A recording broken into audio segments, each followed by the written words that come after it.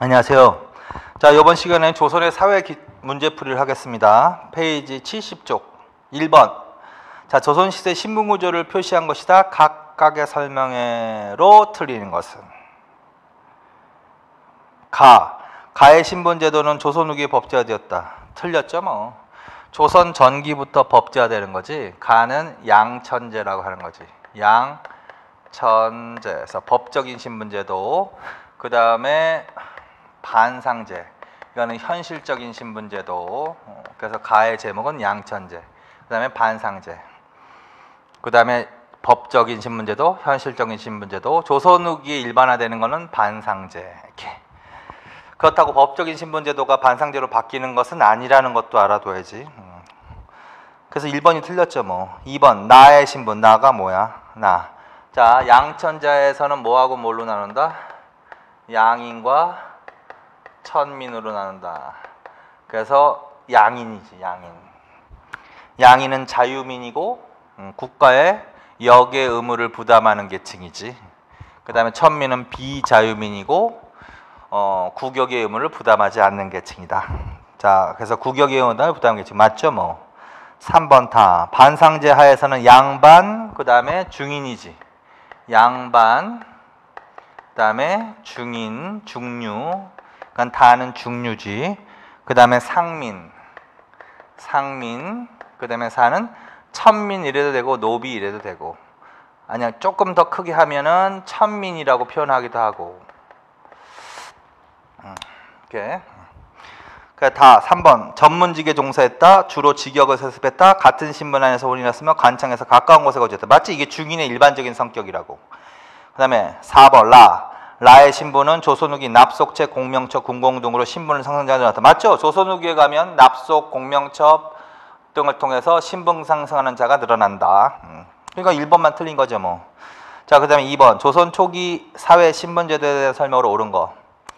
갑은 아버지가 양반이었기 때문에 자신도 양반이라고 불렸다. 이건 틀렸지. 왜 그러냐면 조선 전기의 양반은 성취, 무반을 지칭하는 단어였기 때문에, 따라서 성취 신분의 성격을 가졌기 때문에. 조선 후기가 바로 뭐야? 문무반, 관직을 말하는 개념이 아니라 플러스 그 가족까지도 양반이라고 부르면서 이게 세습 신분으로 변해가는 거지. 그러니까 이 1번은 조선 후기의 설명이지 조선 전기가 아니라는 거. 2번 을은 병영에 소속된 군인으로서 신분은 양인에 속하면서도 하는 일이 고되고 천하여 칠반천역에 속했다. 틀렸지. 칠반천역은 상민의 가장 최하층. 상민은 농민이 가장 많고, 그 다음에 기타 상인, 수공업자, 그리고 또 기타 신양 역천층인데, 신양 역천층인데 신양 역천은 조의 나장 일수, 조의 나장 일수, 조군, 수군이지. 수영에 포함되어 있는 군대지, 병영이 아니라. 조군, 수군, 봉수군, 역졸 이렇게 되는 거죠. 그래서 수군이지 병영이 아니란 말이야. 자, 그래서 이것도 틀렸지. 3번 병은 첩의 소생으로 문과 응시를 제한받았다. 첩의 소생으로 문과 시험을 제한받았다. 이거는 맞는 것 같은데, 첩의 소생은 서얼이란 소린데 문과 응시를 시험을 제한받았다. 맞는데? 4번은 정은 수공업자로 공장원에 등등 녹봉을 받으면서 국가의 주문품을 생산했다. 아, 옳은 거를 고르는 거네. 그러면 3번이 답인데, 3번.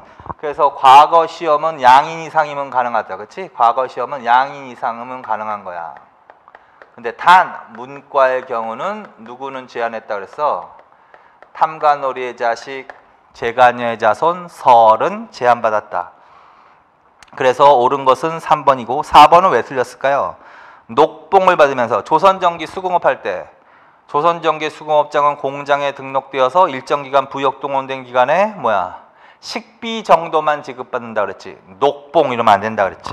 그래서 옳은 것은 3번으로 가시면 되겠습니다. 3번. 자, 그 다음에 3번. 조선시대 법률에 대해서 바르게 설명한 거. 반역죄와 강상죄는 중죄지. 연자죄가 적용되는 거 맞지? 기억. 형법은 경국대정과 대명률에 의한 거 맞죠? 이것도요. 민법은 관습법 주로. 이것 일반 백성이 수령을 고소하는 것을 금지하는 법을 부민고소금지법이라고 합니다. 세종대왕 때. 신문고가 널리 활용되어 신문고는 태종 때 설치됐는데 고발 내용에 제한이 가해져서 널리 활용되지는 못했다라고 하셔야 돼. 자, 그래서 리을은 들어가면 안 돼. 그것마저도 연산군 때 폐지, 그 다음에 조선 후기 영조 때 부활 이렇게 알아두시면 된다. 그래서 기역, 니은, 디귿만 맞겠습니다. 3번에 2번. 그 다음에 4번. 가로 아래 가, 나에 대한 설명 드린 거. 사신간제도. 그럼 벌써 알아들어야지. 자, 조선시대, 고려시대 사신간제도가 중앙에 뭘로 바뀌는 거야? 사신간제도는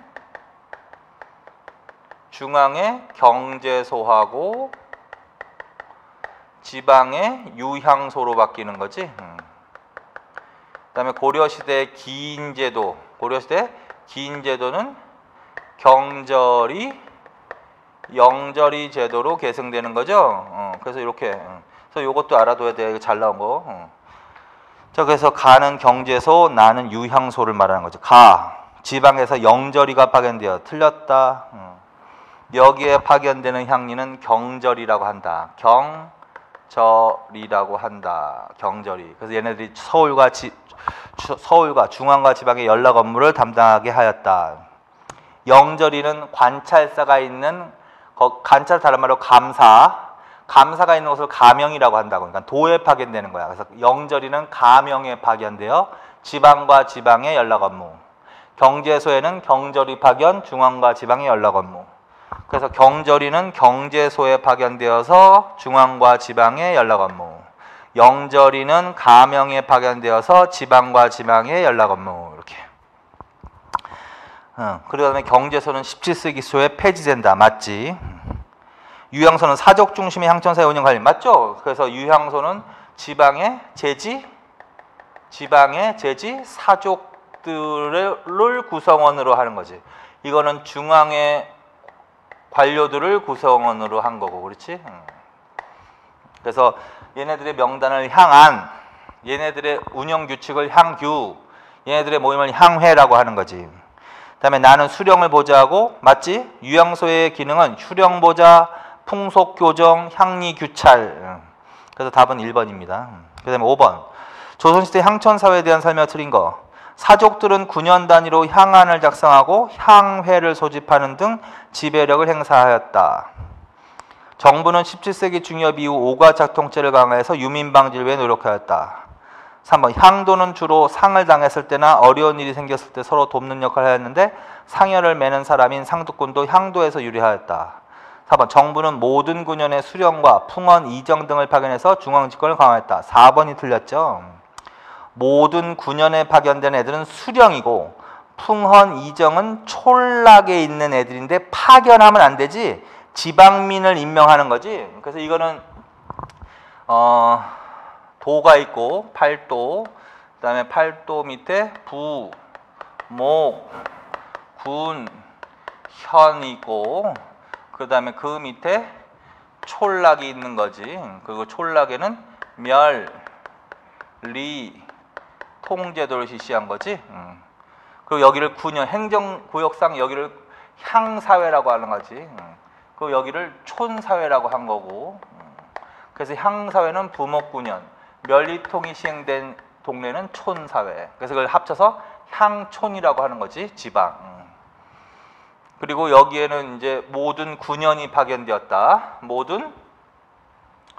여기는 모든 군현의 수령이 파견되었다. 세 글자로는 목민관이라고 하는 거지. 목민관. 그래서 부사, 목사, 군수, 현령, 현감을 말하는 거고, 그 다음에 여기는 파견이 아니라 지방민을 여기에 책임자로 임명한다 그랬지. 그래서 면장, 다른 말로는 풍헌, 건농간, 그다음에 이정, 통주. 얘네들은 파견 이러면 안 된다고 절대로. 지방민을 여기에 임명하는 거라고. 지방민을 여기에 임명. 이거는 파견인 거 맞지만. 그리고 도에는 관찰사를 파견하는 거지. 관찰사. 다른 말로 감사, 방백, 도백. 얘네들을 감찰하기 위해서. 그 다음에 통은 오가작통법이지. 오가작통법. 오가작통법을 시행한 동네지. 오가작통법.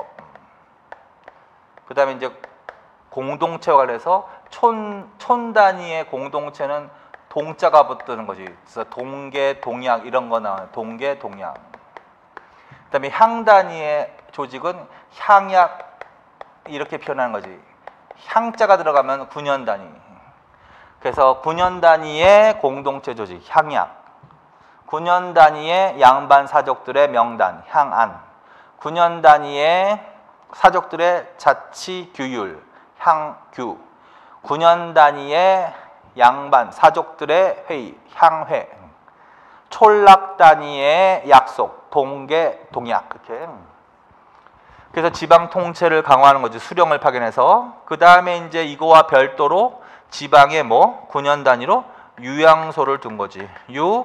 유향소를 설치해서 지방 사족들의 자치를 일부 허용한 거지. 그치? 이런 구조가 되는 거지, 사실은. 이렇게. 그 다음에 이게 지방이니까 지방에 반대되는 게 중앙이잖아, 중앙. 중앙에는 뭘 설치해서? 경제소라는 걸 설치한 거지. 그치? 경제소를 설치해서 지방 통제를 강화한 거지. 중앙 집권화. 그리고 이제 여기서 이제 여기에 파견된 애를 영절이라고 한다고. 영절이. 그래서 지방과 지방이 연락 업무. 여기서 서울의 중앙에 파견된 향리를 뭐라 그런다? 경절이라고 하는 거지. 그래서 중앙과 지방의 연락 업무를 담당한다. 대충 이런 구조로 가는 거죠, 자, 그래서 4번이 틀렸습니다. 그 다음에 이제 16세기부터 오가작통법과 호패법을 강화하기 시작하지. 이미 몇 세기부터? 16세기부터 이미 뭘 강화한다? 호패법과 오가작통법을 강화하기 시작한다. 왜? 농민의 토지 이탈을 막기 위해서. 그리고 당연히 17세기 조선 후기에도 여전히 강화한다. 대충 이런 얘기가 되는 거지. 동그라미 2번은 그 다음에 이제 9년 단위의 공동체 조직으로 향도라는 게 있는 거고, 그치? 향도는 상장례를 공동으로 한다 그랬지? 상장례, 거기요. 이렇게. 그래서 거기 얘기했다. 자, 그 다음에 이제 6번. 현존 최고인 족보인 안동권 씨 성화보의 일부 내용이다. 자, 그럼 이거 읽지도 말아야 돼. 안동권 씨 성화보는 현존 최고의 족보로서, 안동권 씨 성화보는 현존 최고의 족보로서 어느 때 간행이 된다? 성종 때. 15세기 물어보는 거지, 15세기. 15세기 성종 때 현존 최고의 족보 안동권 씨 성화보. 그래서 이걸 주는 것은 결국은 조선 전기를 물어보는 거다. 조선 전기. 그 따라서 조선 전기에 대한 설명으로 틀린 것은 자녀를 기록하는 데 출생 순서에 기재하고 있다. 여성인 경우 남편을 여부라고 기재하고 성명을 기재하고 재혼한 경우 재혼한 남편의 성명도 기재하고 있다. 자식이 없는 경우에는 무라고 표기하였고 양자를 드린 사실은 기록되어 있지 않다. 3. 부계의 친족을 중심으로 기록하는 시족보의 성격이 틀렸지. 조선 전기에는 부계, 모계를 모두 고려하는 가족제도야. 부계, 모계를 모두 고려하는 가족제도가 운영이 된 거죠. 몇 세기까지? 16세기까지. 그러다가 이제 조선 후기 17세기 이후에 들어가면서 부계 중심의 가족제도가 일반화되는 거지. 부계 중심의 가족제도가 일반화된다는 거지. 그래서 이때 편찬된 족보는 공통의 내외 자손을 기록한 자손보의 성격을 띄었다라고 하셔야 된다. 부계 중심의 족보인 시족보는 조선 후기 때다. 시족보. 자, 그래서 틀린 것은 4번이라고 하셔야 되겠다. 그렇지? 자, 그 다음에 7번. 조선시대 밑줄 친 이것에 대한 설명으로 맞는 것을 고르면 무릇 뒤에 이것에 가입하기를 원하는 자에게는 반드시 먼저 규약문을 보여 몇 달 동안 실행할 수 있는 것을 스스로 헤아려 본 뒤에 가입하기를 정하게 한다. 가입을 청하는 자는 반드시 단자에 참가하기를 원하는 뜻을 자세히 적어서 모임이 있을 때 진술하고 사람을 시켜 약정에게 마치면. 자, 이거 굉장히 잘 나오는 사료집이 나왔죠. 16세기에 처음 보급되는 공동체 조직이지. 그게 바로 향약이지. 향약. 그래서 조광조에 의해서 처음 보급된 향약을 물어보는 거야. 그래서 조광조가 처음 보급했고, 그 다음에 이황과 그래서 이황은 예안향약이고, 이는 해주향약 내지는 뭐 다른 청주향약 이런 향약. 그래서 이거 이의 해주향약에 관한 사료지만 이거 제일 잘 나오는 거란 말이야. 그래서 향약에 대한 거야. 중앙과 지방의 연락 업무, 경절이 또는 경제소. 2번 전통적 공동조직과 미풍양속을 계승하면서 삼강오륜을 중심으로 한 유교윤리를 가미하여 교화 및 질서 유지에 맞게 구성하고. 이게 답이다. 불교와 민간신앙 등의 신앙적 기반과 동계조직 같은 공동체 조직의 성격. 불교 들어갔어. 향도를 말한다. 향도. 자, 그 다음에 좌수와 별감. 이거는 유향소의 간부를 말하는 거야. 유향소의 간부가 좌수와 별감이고 향약의 간부는 약정이라고 한 거지. 약정. 그래서 그 사료지문에 약정이 힌트란 말이야. 약정. 자, 그 다음에 이제 8번으로 갑시다. 다음 자료와 관련된 시기의 사회 현상으로 틀린 것은 근래 아전의 풍속이 나라에 변하여 하찮은 아전이 길에서 양반을 만나도 절을 하지 않으려 한다. 아전의 아들, 손자로서 아전의 역을 맡지 않는 자가 고을 안의 양반을 대할 때 맘먹듯이 너나며 자를 부르고 예의를 차리지 않는다.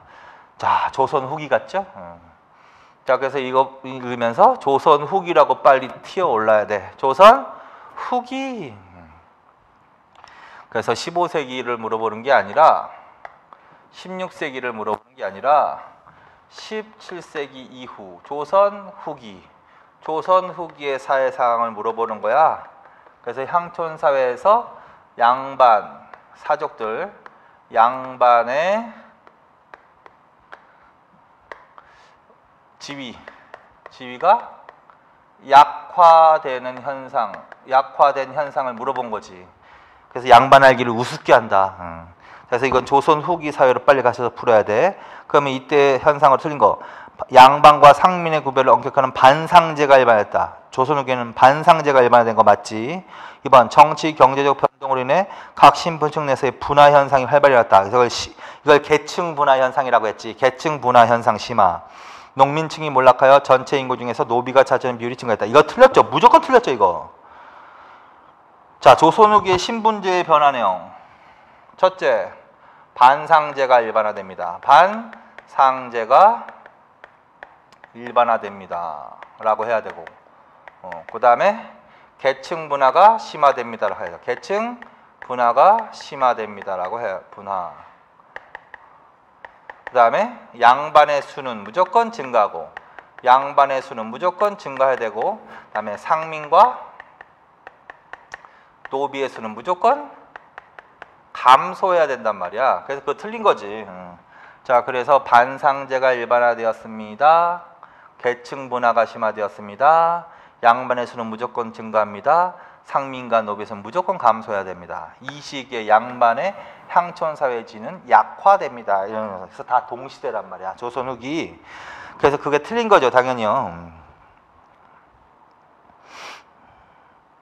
그 다음에 4. 부를 축적한 농민이 지위를 높이거나 여계부를 모면하고 양반 신분을 사거나 족보를 위조하여 양반으로 행사한 경우가 많습니다. 맞지? 조선 후기에는 신분 상승이 많이 이루어집니다. 신분 상승이 많이 이루어집니다. 대표적인 방법으로는 뭐가 있다? 납속책이나 공명첩이나 그 다음에 족보 매매 위조를 통해서. 그래서 조선 후기엔 조상을 바꾼다. 환부 역조하는 현상이 늘어난다. 그 그 다음에 유학을 칭하는 자가 늘어난다. 모칭유학. 모칭유학하는 자가 늘어난다. 그래서 신분 상승하는 일이 많아진다. 이렇게. 이것도 조선 후기의 상황이야. 그래서 납속책, 공명첩, 족보, 매매, 위조를 통해서 신분 상승. 그래서 환부, 역조, 모칭유학하는 자가 늘어난다. 조선 후기의 상황이다. 그래서 8번에 틀린 건 3번이죠. 뭐. 자, 그 다음에 9번.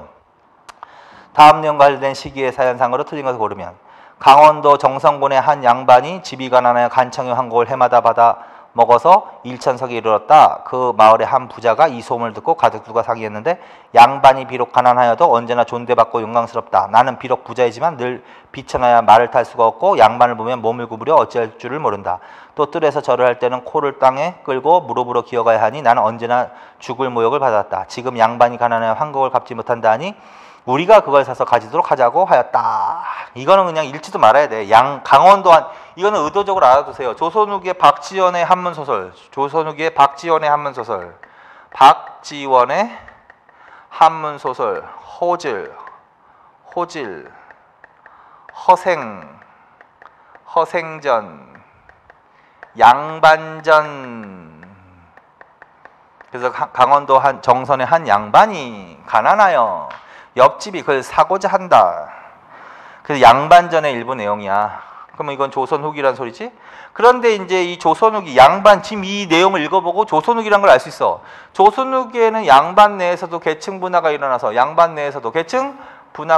어떻게 돼? 양반들의 권력 양반과 몰락 양반으로 그 향반 잔반이 늘어난다. 그래서 향반 잔반이지 이 사람이, 이 양반이. 그래서 가난한 반면에 농민들은 어떻게? 일부 분홍층, 요호부민층이 성장. 요호부민층,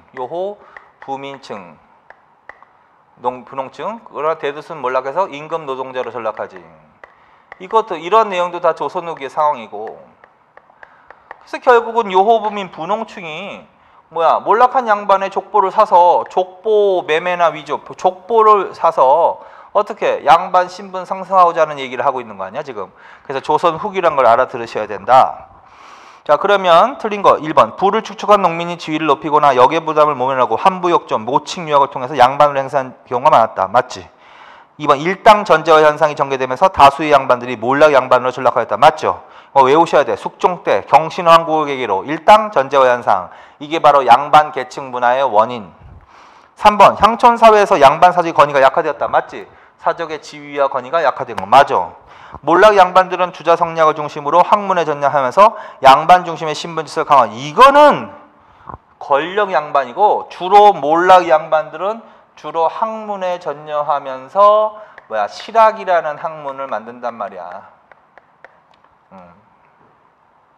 그 다음에 양명학을 수용하기도 하고 이렇게 해야지 주자 성략을 고수하는 애들이 아니란 말이야. 그 밀란을 주도하기도 하고 이런 얘기가 나와야 돼. 천주교를 수용하기도 하고. 그러니까 이 몰락 양반들은 학문에 전념하면서 성략 이외에 다른 사상도 포용하는 이런 식으로 나와야지 주자 성략을 더 강조해서 신분지서를 더 강화시키고자. 이거는 주로 권력 양반이 주로 하는 일이라는 거지. 자, 그래서 4번이 틀렸습니다. 자, 그 다음에 10번. 조선시대 밑줄친 이들과 관련된 설명으로 틀린 거. 이들은 본시 모두 사대부였는데 또는 의료직에 들어가고 또는 통역에 들어가. 그만 읽어야 돼. 의료직과 통역. 그건 뭐야? 의료직은 의관이란 소리잖아. 통역은 역관이란 소리잖아. 그래서 결국은 중인층을 물어보는 거야. 기술직 중인, 의관, 의사와 역관, 기술직 중인들 말하는 거야. 기술직. 지금으로 말하면 전문직 종사자들. 그만 읽어도 된단 말이야. 빨리 이들이라고 했으니까. 그럼 이들에 대한 조선 후기의 설명으로 틀리는 것은 문과응시를 제한받는 차별받았다. 문과응시 제한받는 애들은 설이라고요. 설. 그래서 중인이라고 해도 얘네는 구분해야 돼. 설은 첩의 소생으로서 문과응시를 제한받았다. 근데 얘네들은 문과응시 제한은 누구야? 탐관오리의 자식, 제가녀의 자손, 설이잖아. 거기 없잖아. 기술직은. 그러니까 이거는 그러니까 이거 할 때는 문과응시 할 때는 반드시 나눠서 하세요. 그러니까 1번은 틀린 거야. 2번 주로 전문직에 종사했고 조선후기 외래문화 소용에 기했다. 맞지? 외래문화 소용에 기했다. 그다음에 시조지편찬과 시사결성을 주도했다. 철종 때 대규모 소총운동을 전개했으나 소기의 성과를 거두지는 못했다. 1번만 틀린 거지. 11번 조선시대 가와 나에 대한 설명으로 틀린 것을 고르면 가와 나의 관직 진출에 제한을 두는 것은 관직 진출에 제한을 받는다. 그럼 벌써 알아들어야 돼. 대충 걔네들 아닐까 혹시? 우리나라에 편벽된 일인이 억울함을 품고 지내온 지가 몇백 년이었다.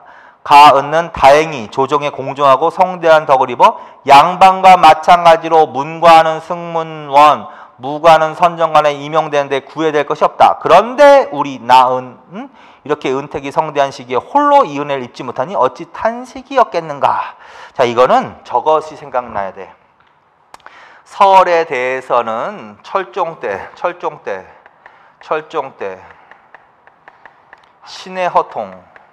신의 허통 조치가 내려졌다. 그래서 청료직 진출이 허용되었다. 그게 기억이 나야 돼. 그런데 여기에 자격을 받은 기술직 중인들도 같은 시기에 철종 때 대규모 소총운동을 전개했으나 성과를 거두지는 못했다. 누가 한 말 같아? 얘네들이 한 말 같지. 그래서 여기서 가는 설, 라는 기술직 중인들 말한다. 가, 첩의 소생으로 중서라고 불리기도 했다. 맞다. 가, 정조 때 규장과 검서관으로 등록되기도 했다. 맞다. 설이니까. 유득공, 이덕무, 박제가. 그 다음에 나, 이항인이라고 불리기도 했으며 자신들의 역사서와 정기를 편찬했다. 이것도 맞다. 이항인, 위항인, 여항인들 대부분 중인층의 문학을 물어볼 때 쓰는 용어라 그랬죠. 그리고 자신들의 역사서, 대표적인 거 제일 잘 나오는 거 이진흥의 연조기감이잖아. 이진흥의 연조기감 규사, 향리와 서울의 역사서. 그 다음에 중인층의 전기로는 호산회기, 이항견문록, 희조일사 요 정도. 그 다음에 나는 기술직 중인이라고 그랬어. 철종 때 신의 허통 조치로 청주직 진출할 수 있어. 이게 답이란 말이지. 그래서 철종 때 신의 허통으로 청주직 진출에 성공한 애들은 설이지 기술직이 아니라고요. 그래서 답은 4번입니다. 4번. 12번. 다음과 같은 문제점을 해결하기 위한 것으로 볼 수 있는 것. 예전에는 군포가 두 필이었던 것이 지금은 한 필로 되었으니 백성들이 더욱 넉넉해져야 마땅한데 더욱 가난해지고 있습니다. 이는 군적에 누락된 장정이 많기 때문입니다. 자, 군포가 두 필이었는데 하나로 줄어든 데가 영조 때지, 그치? 그래서 이제 농민들의 군포 부담을 줄여줬는데 그 이후에도 여전히 농민들의 군포 부담이 여전했다는 소리를 정조실록에 나와 있는 거지. 자, 그래서 그러면 농민의 군포 부담을 줄이기 위한 조치가 뭐냐라는 거야. 납속책 공명첩을 통해서 관직에 진출할 수 있는 자가 늘어났다. 정부는 노비종법을 시행하고 일부 관노비를 해방시켰다. 모칙 유학 환부 역조를 통해 양반 행사한 자들이 늘어났다. 서울에 대한 관직 진출 확대됐다. 자, 이거 무슨 말이냐면 면제받는 인간들이 늘어나는 거야, 여전히. 그래서 관직 진출 양반의 숫자가 늘어나는 정책은 이 문제점을 해결할 수 없는 거야. 그게 바로 1번, 3번, 4번이야. 반면에 노비 신분에서 양인으로 신분 상속시켜주는 거. 양반이 아니라 양인의 수를 증가시키는 게 이 문제점을 해결할 수 있는 거야. 그게 이제 조선 후기 영조 때 확정시 시대는 노비 종모법. 영조 때 확정시 시대는 노비 종모법. 노비 소생의 신분을 따질 때 모를 기준으로 따진다. 영조 때 확정시 된다. 그다음에 순조 때 낙공노비 대상 6만 6천 명 관노비 해방시킨다. 그래서 노비 해방. 이 두 가지 정책의 특징은 노비의 수를 줄이고 양인의 수를 증가시키는 거야. 그래서 이걸 답으로 볼 수 있다라는 거지. 그래서 이 두 가지 제도는 굉장히 중요한 거니까 반드시 알아두셔야 된다. 자, 그 다음에 13번으로 가겠습니다. 조선 후기 다음과 같은 현상으로 일어난 양반들의 활동 내용을 틀린 거. 옷차림은 신분의 기초를 나타내는 것이다. 그런데 어찌된 까닭인지 요즘 이것이 문란해져서 상민과 천민이 갓을 쓰고 도포를 입는 것이 마치 조정의 관리나 선비같이 한다. 심지어 시전상인이나 군역을 지는 상민까지도 서로 양반이라 부른다. 이거 아까 비슷한 지문 읽은 것 같지? 그래서 조선 후기에는 양반, 향촌사에서 양반의 지위와 권위가 약화된 현상을 얘기하고 있는 거야. 그러면 이 현상으로 일어난 양반들의 활동 내용 뭘 물어보는 걸까? 이게 양반들의 지위 강화 노력을 물어보는 거야. 지위 강화 노력. 그래서 양반들이 지위 강화 노력을 하는 거 아니야? 자, 그래서 지위 강화 노력과 관련돼 있는 틀린 거. 9년 단위의 농민 지배를 더 강화했다. 이건 틀렸다. 왜 그러냐면 조선 후기에는 수령의 권한이 강화되면서 9년 단위의 수령에 대한 지배력은 강화되고 양반에 대한 지배력은 약화된다고 해야 돼. 그래서 촌락 단위의 동계 동약을 실시했다라고 해야지 맞는 지문입니다. 1번. 자, 틀렸어. 2번 족적 결합 강화 맞지? 동정마을 증가 맞지? 3번 가문을 중시해서 가문을 위한 서원이나 사후 건립. 그다음에 촌락 단위의 동계 동약 실시. 자, 그래서 이 내용은 양반들의 지위 강화 노력을 물어보는 건데 1번이 틀렸다. 14번 조선 후기 향촌 사회의 모습으로 틀린 거. 구향과 신향 사이의 향전이 자주 발생. 2번 분홍층은 수령을 중심으로 한 관건과 결탁, 향안의 이름을 올리는가 하면 향회를 장악하여 향촌 사회에서 영향력을 키우려 하였다. 3번 향회는 수령의 부세 정책과 관련된 자문기구로 변질되었다. 4번 향촌사에서 수령과 아전의 권한이 약화됐다. 이건 반드시 틀렸죠. 조선 후기에는 관건은 무조건 강화돼야 돼. 그래서 관건이란 수령과 아전이야. 그래서 수령과 아전의 권한은 무조건 강화. 기존의 제지사족의 지배력은 약화. 분홍층 새로이 성장. 그 다음에 향해가 수령의 부세 정책과 관련된 자문기구로 변질. 구향과 신향 간의 향전이 자주 발생. 그래서 그런 것들을 기억해야 돼요. 수업 시간에 했던 걸 계속 기억하시면 돼. 그래서 4번이 틀렸지 뭐. 15번 조선 후기 가족제도와 혼인에 대한 설명으로 맞는 것을 모두 고르면 기억, 친형제도가 정착되면서 남기 여가오는 거의 찾아볼 수 없었다. 맞죠? 이거는요. 친형제도는 시집살이고, 그래서 15세기, 16세기까지는 남기 여가오니를 흔하게 볼 수 있었지만 조선 후기에 가면 남기 여가오는 이제 사라져가는 거고 시집살이, 친형제도는 정착. 이은 제사는 반드시 큰아들이 지내야 한다는 의식이 확산된다. 맞지? 이 시기는. 근데 그 전까지는 자식이 돌아가면서 제사를 지냈지. 디귿 재산 상속에서 큰아들이 우대를 받았지. 맞지? 그전에는 남녀 균분 상속이 일반적이었지. 아들이 없는 집안에서 양자를 들여서 일반화였지. 맞지? 이때는 이제 아들이 없으면 양자가 일반화. 그전에는 딸도 제사를 지낸다. 미음 부계 위주의 족보를 적극 편찬. 같은 성을 가진 사람끼리 모여서 한 동정 마을이 증가. 맞지? 그전에는 부계 모계를 모두 고려하는 가족 제도가 운영되었는데. 비읍 과부의 재갈 금지하고 효저열 표창한 거 맞죠? 그래서 정절과 효를 강조한다. 그래서 다 맞습니다. 그 다음에 16번 다음은 천주교와 관련된 사실들이다. 일어난 순서대로 바르게 연결한 거. 이건 정확하게 외우셔야지. 자, 그래서 이거는 일반적인 내용으로 이제 알아두시고 천주교와 박해와 관련해서는 정확하게 외우셔야 된다. 보통 광해군부터 17세기라고 하는 거지. 그래서 쭉 간다. 그리고 이제 정조부터 하자. 정조부터 천주교 밖에 정조부터 나오니까 정조, 그 다음에 순조, 그 다음에 헌종, 그 다음에 철종, 그 다음에 고종 이렇게 가는 거죠. 자, 그래서 정약전과 정약용이 각각 흑산도하고 강진으로 유배된 때가 무슨 사옥대야? 순조 원년에 났던 신유사옥대지. 신유박해 내지는 신유사옥. 그 다음에 척사 유름이 발표되고 오가적 토법이 강화된 때가 어느 때야? 헌종 때 일어났던 기해사옥대지. 기해사옥대지. 기해. 윤지충과 권상현이 부모의 신주를 불태웠다. 이게 바로 최초의 박해인 신해 박해지. 신해사옥. 신해.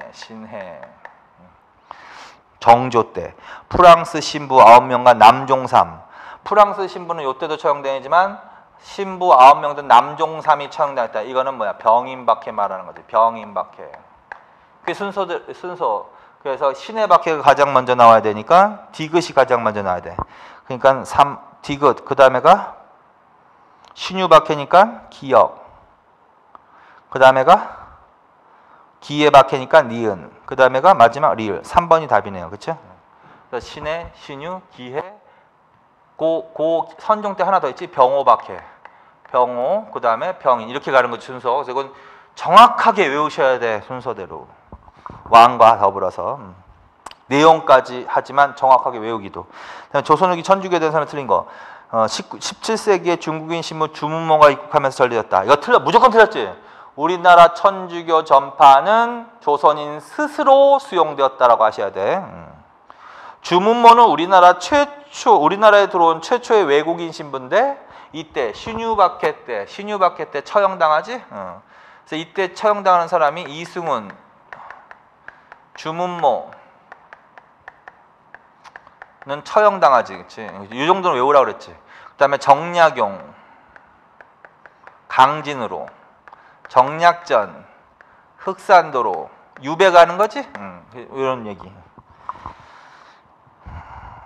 자, 그 다음에 유교적인 전례 문제로 정부로 탄압을 받았다. 조선 후기에 천주교가 박해를 받는 원인 중에 하나가 바로 유교적인 전례 문제를 거부했기 때문인 거예요. 그게 바로 제사 거부야. 그게 윤지충 신주소각 사건이지 뭐. 윤지충 신주소각 사건. 그래서 여기서 유교적 전례 문제란 가장 대표적인 게 제사 거부야. 제사 거부.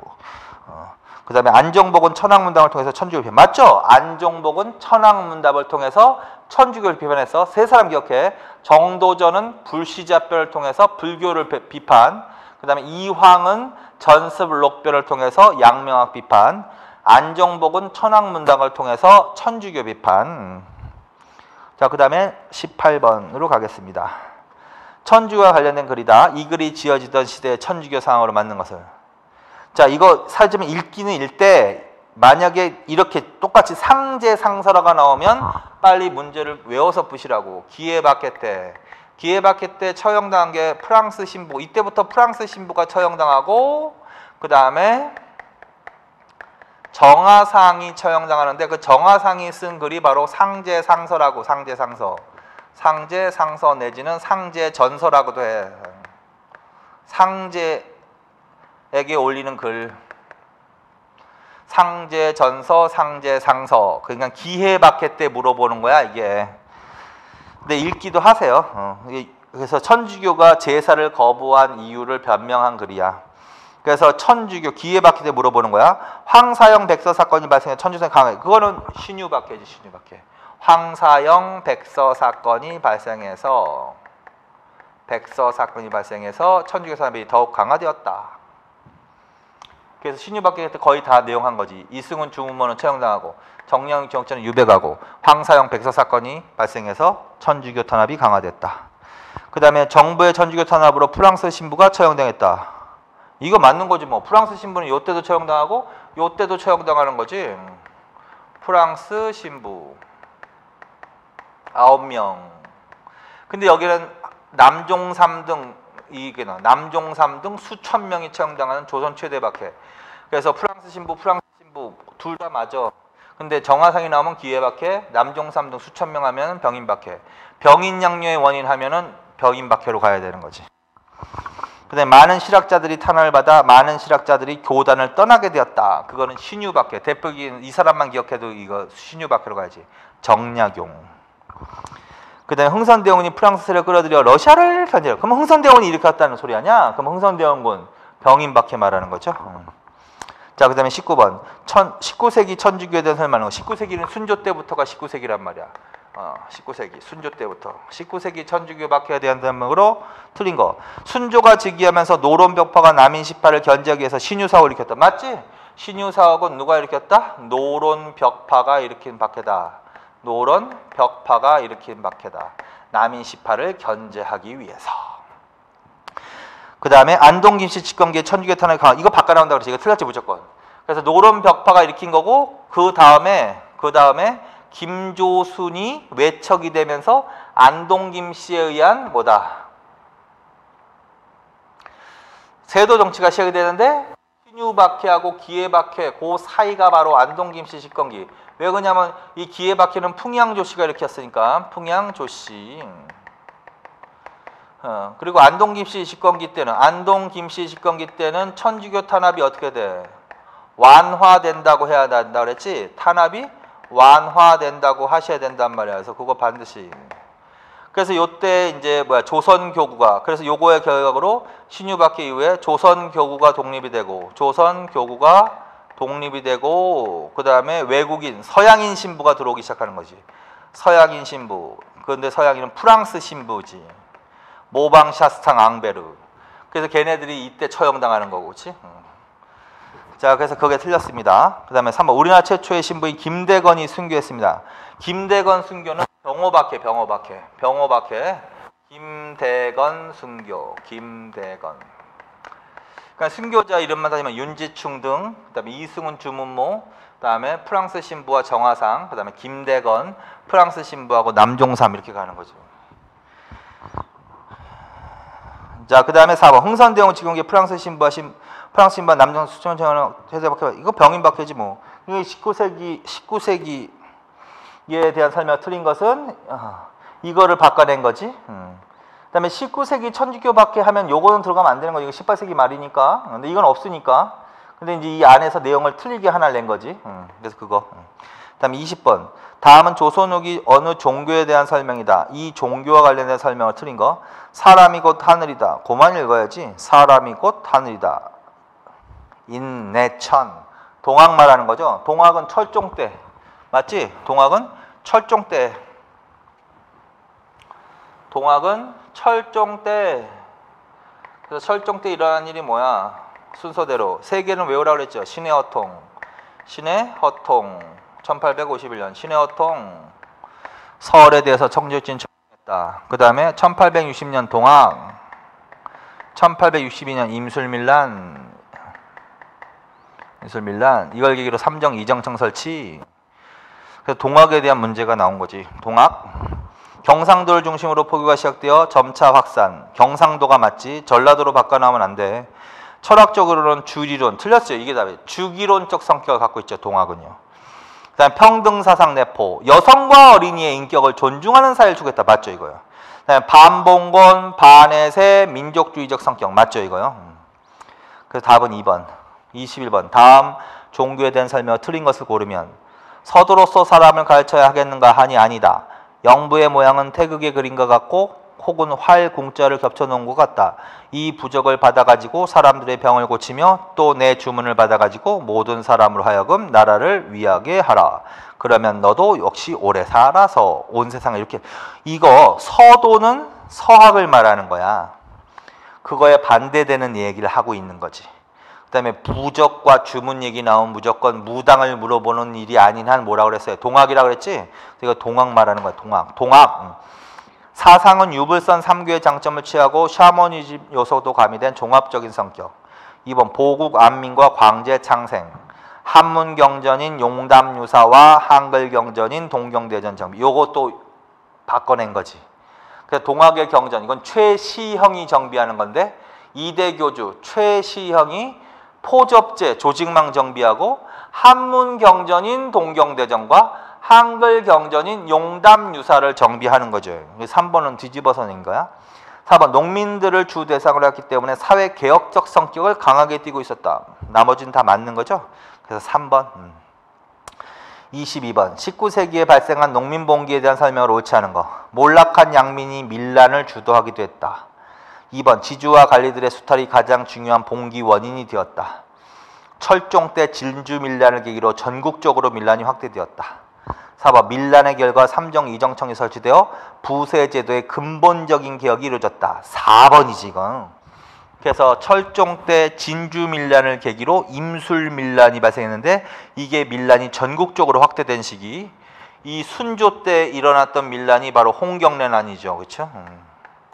요때는 평안도에서 일어났다고 해야 되는 거고 요때는 전국적으로 발생한다고. 그다음에 삼정 이정청이 설치된 때는 요때라고 해야 되는 거고 임술 밀란.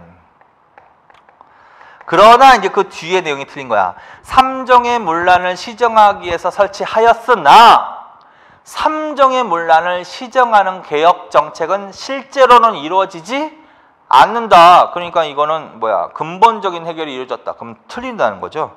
자, 그래서 4번이 틀렸다. 그 다음에 23번.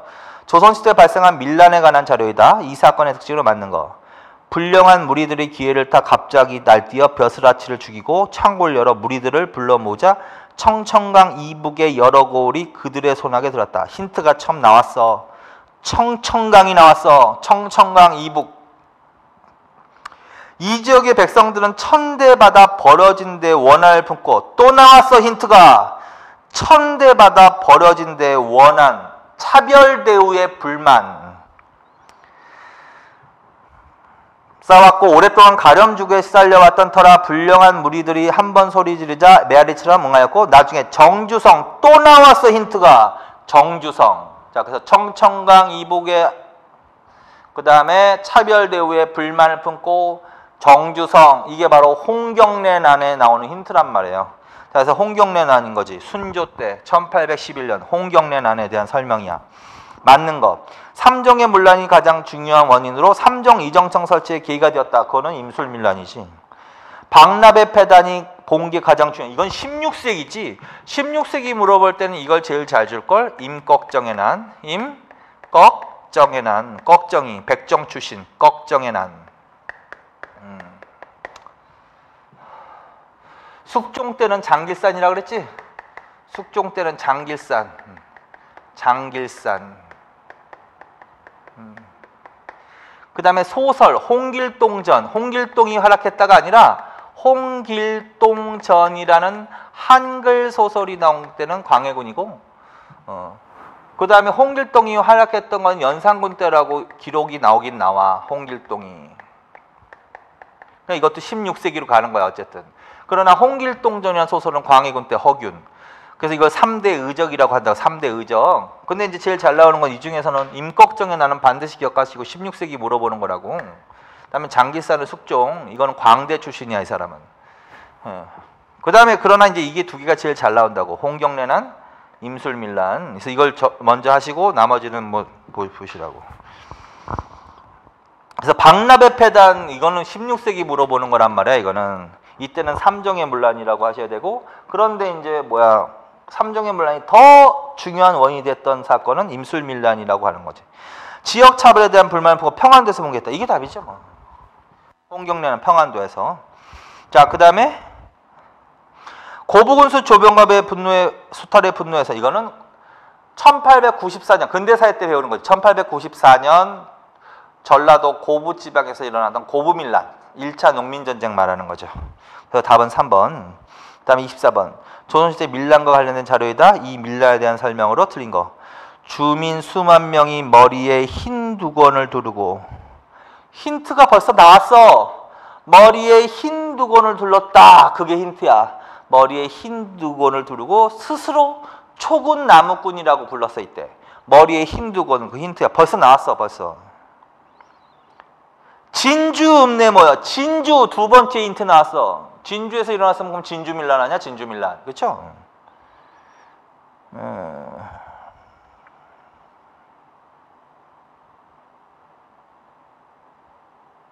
끝? 그래서 그 두 개만 기억해. 그 두 개만. 진주밀란이니까 이건 임술밀란을 물어보는 문제단 말이야.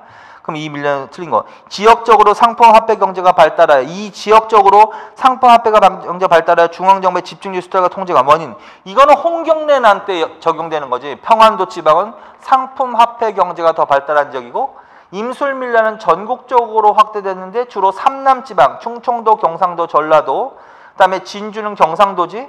그래서 여기는 주로 농업이 발달한 지역이라고 해야지. 그래서 1번은 홍경래난에 대한 특징이야. 2번 밀란이 전국적으로 확산되는 계기가 된 사건이지. 뭐 진주 밀란을 계기로. 안핵사, 선무사, 암행어사를 자주 파견했다고.